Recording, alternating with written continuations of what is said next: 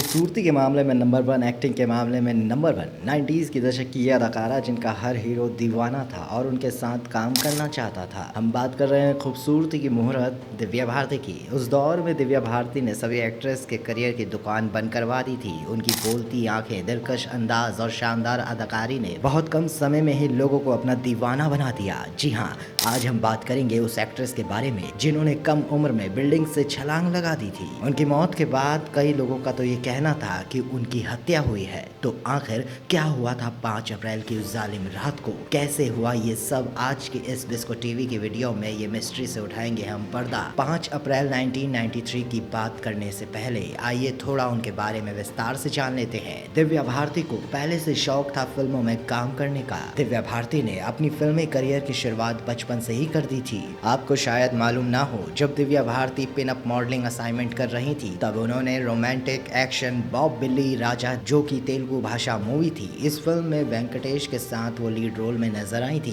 इसी फिल्म के साथ उन्होंने शुरुआत की। वहीं वो फाइनेंशियली असफल मूवी नीला पन्ना, जो कि 1990 में रिलीज हुई थी, उसमें भी दिव्या भारती ने काम किया था। वैसे यहाँ आपको जानकर हैरानी होने वाली है कि दिव्या भारती को पढ़ने लिखने का बिल्कुल भी शौक नहीं था, इसलिए पढ़ाई से बचने के लिए उन्होंने एक्टिंग शुरू कर दी। 25 जनवरी 1974 को जन्मी दिव्या भारती, उनके पिता ओम प्रकाश भारती एक बीमा कंपनी में काम करते थे। दिव्या की पढ़ाई में कोई दिलचस्पी नहीं थी, इसलिए उन्होंने 9th क्लास तक ही पढ़ाई की। इसलिए इन सब से बचने के लिए फिल्मी दुनिया में उन्होंने अपना कदम रखा, लेकिन होने को कुछ और ही मंजूर था। दिव्या भारती जब अपनी फिल्मी करियर की पीक पर थी, उसी दौरान 5 अप्रैल 1993 के वक्त उनकी मौत हो गई। इस खबर के हर जगह फैलते ही पूरी बॉलीवुड इंडस्ट्री सदमे में आ गई थी। दिव्या भारती को दुनिया से जुदा हुए आज पूरे 30 साल हो गए हैं, लेकिन उनकी मौत को लेकर काफी सवाल उठ रहे हैं।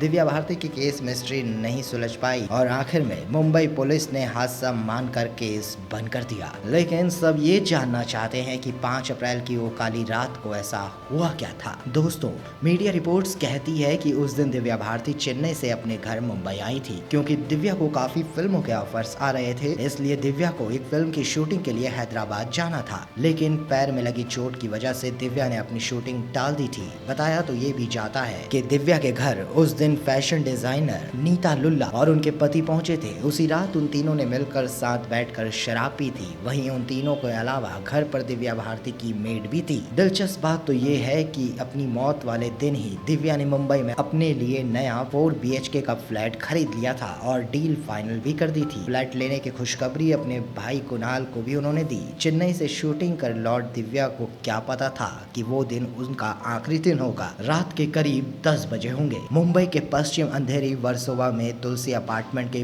5वें माले में एक छोटा सा गेट टुगेदर चल रहा था, जहां नीता लुल्ला, उनके पति, दिव्या से मिलने आए थे। सब रूम में बैठकर बातें कर रहे थे और साथ ही मिलकर शराब भी पी रहे थे। साथ ही दिव्या की नौकरानी उनकी बातचीत में हिस्सा ले रही थी। अब रात के करीब 11 बजे होंगे। अमृता, जो कि दिव्या भारती की मेड थी, किचन में कुछ काम कर रही थी। नीता अपने पति के साथ टीवी देख रही थी। इसी वक्त दिव्या कमरे से खिड़की की तरफ जाती हैं और साथ ही तेज आवाज में अपनी नौकरानी से बात कर रही होती हैं। दिव्या भारती का एक लिविंग रूम है, उसमें कोई बालकनी नहीं है, सिर्फ एक खिड़की ऐसी थी जिसमें ग्रिल नहीं लगी थी।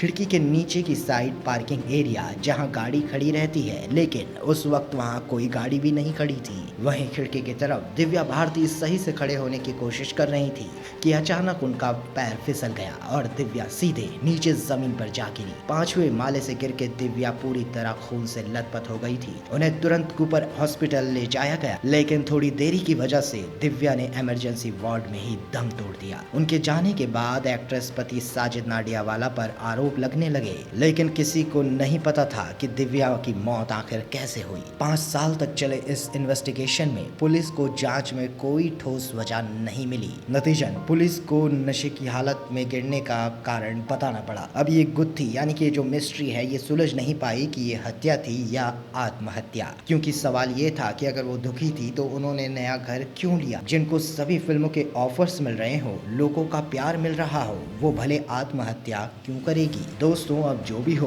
दिव्या भारती आज हमारे बीच नहीं है, पर वो सभी के दिलों में अभी भी बसती हैं।